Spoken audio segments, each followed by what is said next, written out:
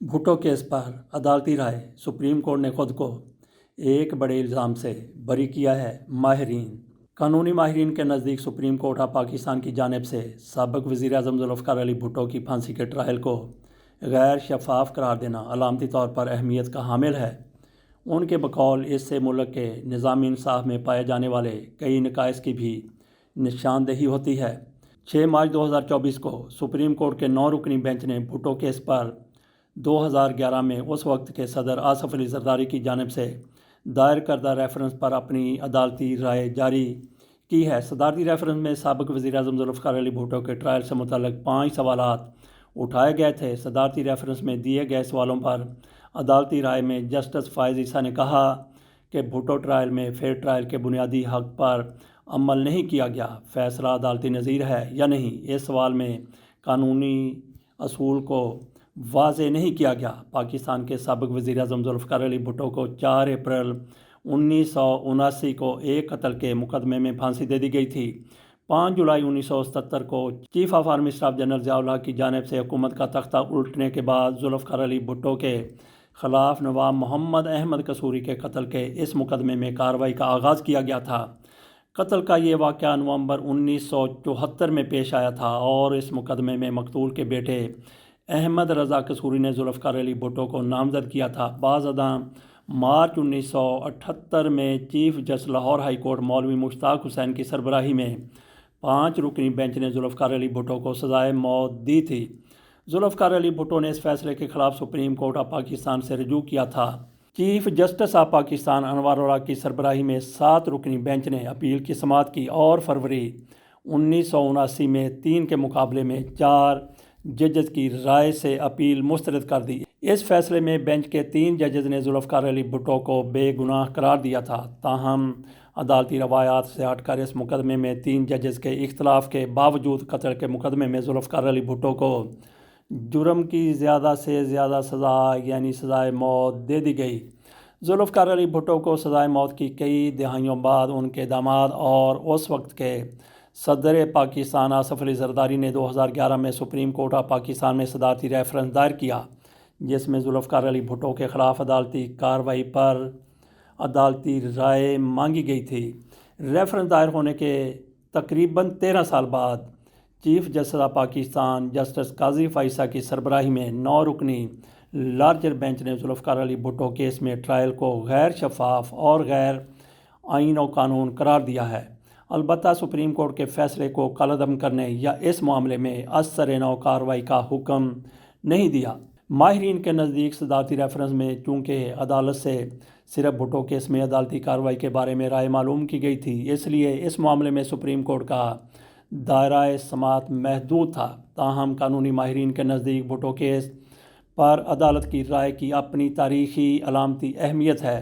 یہ ریفرنس کتنا ضروری تھا؟ وائس آف امریکہ نے اس پر یوں لکھا ہے۔ پیپلز پارٹی کی کور کمیٹی کے رکن اور سینئر قانون دان بیرسٹر اعتزاز احسن کا کہنا ہے کہ بھٹو ریفرنس میں سپریم کورٹ کی رائے دور رس اثرات مرتب کرے گی۔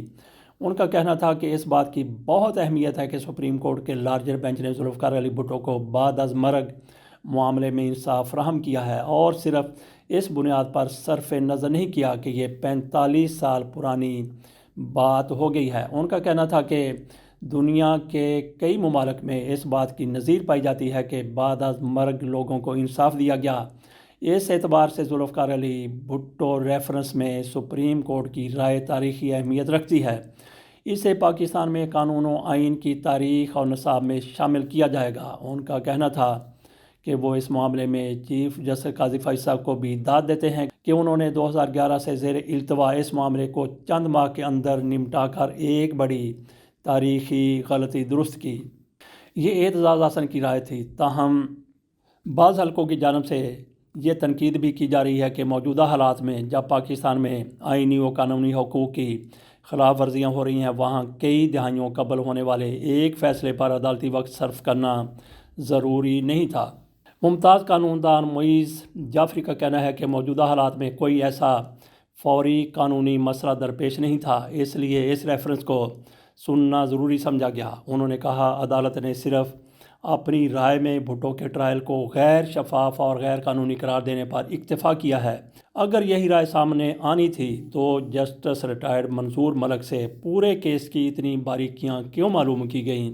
ان کا کہنا تھا کہ صدارتی ریفرنس میں سپریم کورٹ کے مقرر کردہ قانونی معاونین میں سے شامل سینئر وکیل مخدوم علی خان کا کہنا تھا کہ اس فیصلے کو قانونی کارروائی میں بطور نظیر پیش ہی نہیں کیا جاتا۔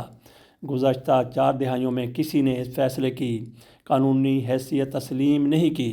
معیز جعفری کا کہنا تھا کہ اگر صدارتی ریفرنس کی وجہ سے طے شدہ دائرہ کار میں عدالت اس فیصلے کو کالعدم قرار نہیں دے سکتی تو اس پر محض رائے دینے کے لیے اتنی طویل کارروائی کیوں کی گئی؟ کیونکہ پاکستان کی قانونی و عدالتی روایت میں پہلے قابل قبول تصور نہیں ہوتا تھا۔ ان کا کہنا تھا کہ اگر سپریم کورٹ نے صرف ٹرائل کے غیر شفاف ہونے کی رائے دینا تھی تو اس کے لیے اتنی طویل عدالتی کارروائی و بیانات کی ضرورت نہیں تھی۔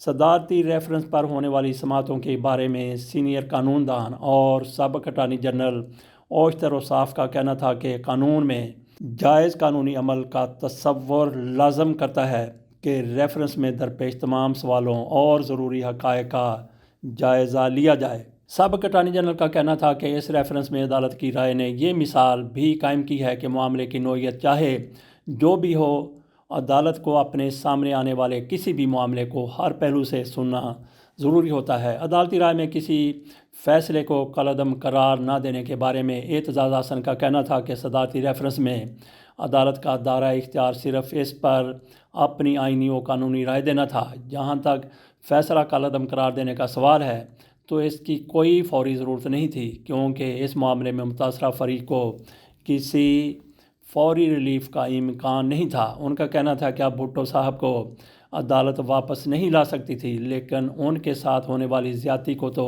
واضح کر سکتی تھی۔ تاہم معیز جعفری کا کہنا ہے کہ عدالت نے اس لیے بھی بھٹو کیس میں نظر ثانی یا اسے کالعدم کرنے کا راستہ اختیار نہیں کیا کیونکہ اس صورت میں یہ رائے 9 رکنی بینچ کی متفقہ رائے نہیں ہوتی۔ ان کا کہنا تھا کہ ریفرنس کے دوران بینچ میں شامل جسٹس منصور علی شاہ کا رجحان واضح تھا کہ اس پر صرف رائے دینے تک محدود رہا جائے۔ اس لیے عدالت اس سے الگ راستہ اختیار کرتی تو شاید رائے متفقہ نہیں ہوتی۔ ان کا کہنا تھا کہ بھٹو کیس پر نظر ثانی یا از سر نو کارروائی اس لیے بھی نہیں کی گئی کہ اس کے لیے عدالت کو اپنا سو موٹو اختیار استعمال کرنا پڑتا، جس کی مثالیں چیف جسٹس امرتا بندیال کے دور میں بھی ملتی ہیں، لیکن موجودہ چیف جسٹس ماضی میں اپنے خطوط میں اس طریقہ کار سے اختلاف کرتے آئے ہیں۔ تاریخی حقائق ریکارڈ کا حصہ بن گئے۔ اس سب ہیڈنگ کے تحت وائس آف امریکہ کی طرف سے کہا گیا ہے کہ بیرسٹر اعتزاز حسن کا کہنا تھا کہ بہت سے تاریخی حقائق عدالت کے ریکارڈ کا حصہ بن گئے ہیں کہ کس طرح ہائی کورٹ میں بھٹو کے ٹرائل کے لیے پنجرہ رکھا گیا تھا۔ لاہور ہائی کورٹ کے چیف جسٹس مولوی مشتاق اور سپریم کورٹ کے چیف جسٹس انوار اللہ کا بھٹو سے عناد واضح تھا، لیکن اس کے باوجود انہوں نے بینچز بنائے اور اس کیس کی سماعت کی۔ ان کا کہنا تھا کہ سپریم کورٹ کے 7 رکنی بینچ میں سے 4 ججز نے بھٹو کو گناہ گار قرار دیا جبکہ 3 ارکان نے انہیں بے گناہ قرار دیا۔ بھٹو اپیل مسترد کرنے والے ججز میں شامل جسٹس نسیم حسن شاہ نے بعد میں ٹیلی ویژن انٹرویو میں تسلیم کیا کہ انہیں بھٹو کے وکیل یحییٰ بختیار نے غصہ دلایا تھا، اس لیے اپیل مسترد کر دی۔ ان کا کہنا تھا کہ جب عدالتی تاریخ میں اس طرح فیصلے کیے گئے ہوں تو ان کی تاریخ درست کرنا بھی ضروری ہوتا ہے۔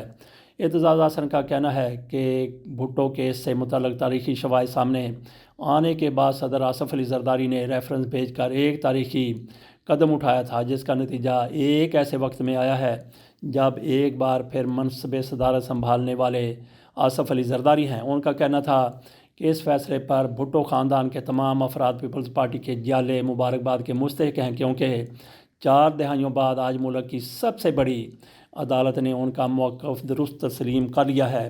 تاہم معیز جعفری کا کہنا تھا کہ بھٹو کیس پر صدارتی ریفرنس بنیادی طور پر 2011 میں بابر اعوان نے اس لیے دائر کیا تھا کہ اس وقت کے صدر آصف علی زرداری کے مقابلے میں چیف جسٹس افتخار چودھری کو دفاعی پوزیشن میں لایا جا سکے۔ ان کے بقول جہاں تک بھٹو کیس میں عدالتی رائے سے تاریخ درست ہونے کا سوال ہے تو اس مقدمے کے بارے میں پہلے تاریخ طے کر چکی ہے، کیس میں بھٹو اور ان کے خاندان کے ساتھ ظلم ہوا۔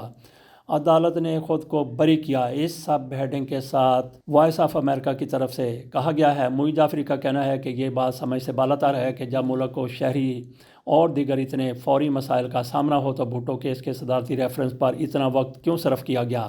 ان کا کہنا تھا کہ سپریم کورٹ کو تاریخ درست کرنے کے ساتھ حال میں ہونے والے غلط فیصلوں کو بھی سدھارنے پر توجہ دینی چاہیے۔ اعتزاز حسن کا کہنا ہے کہ اگرچہ سپریم کورٹ نے ایک تاریخی معاملے کو دیکھا ہے، لیکن اس میں آج کی مقتدر حلقوں کے لیے بھی تنبیہ ہے کہ ماضی کی غلطیاں وقت کے بوجھ تلے دب نہیں جاتی بلکہ انصاف ہو کر رہتا ہے۔ ان کا کہنا تھا کہ آج بھی جو لوگ 9 مئی کے واقعات کی بنیاد پر کسی کی سیاست دفن کرنا چاہتے ہیں تو ان کے لیے بھی یہ پیغام ہے کہ عدالتی فیصلوں میں یہ ممکن نہیں ہوتا۔ سابق اٹارنی جنرل اوشتر اوصاف کا کہنا ہے کہ بھٹو کیس میں سامنے آنے والی عدالتی رائے اس لیے اہم ہے کہ اگر آپ کو مستقبل میں درست راستہ اختیار کرنا ہے تو ماضی کی غلطیوں کا جائزہ لینا ضروری ہے۔ ان کا کہنا ہے کہ بھٹو کیس میں قانونی پروسیجر جو نقائص تھے وہ سپریم کورٹ کی حالیہ رائے میں مزید واضح ہو گئے ہیں۔ اس لیے یہ پارلیمنٹ کے لیے بھی ایک پیغام ہے کہ ملک کا نظام میں عدل اور ملک میں سزا و انصاف کا جو نظام ہے اس میں کیا اصلاحات کی جا سکتی ہیں۔ انہوں نے کہا کہ یہ رائے اس اعتبار سے بھی بہت اہم ہے کہ ماضی میں بھٹو کیس کی وجہ سے سپریم کورٹ پر مسلسل تنقید ہوتی رہی ہے اور ادارے پر کئی گزرے سوال اٹھائے جاتے رہے ہیں۔ اوشتر اوصاف کا کہنا ہے کہ سپریم کورٹ نے یہ رائے دے کر بھٹو کو ہی نہیں خود کو بھی ایک بڑے الزام سے بری کیا ہے۔ تو یہ تھی وائس آف امریکہ کی رپورٹ، ایک رائے کی صورت میں جو سپریم کورٹ کی طرف سے بھٹو ریفرنس پر دی گئی۔ اجازت دیجیے، اللہ حافظ۔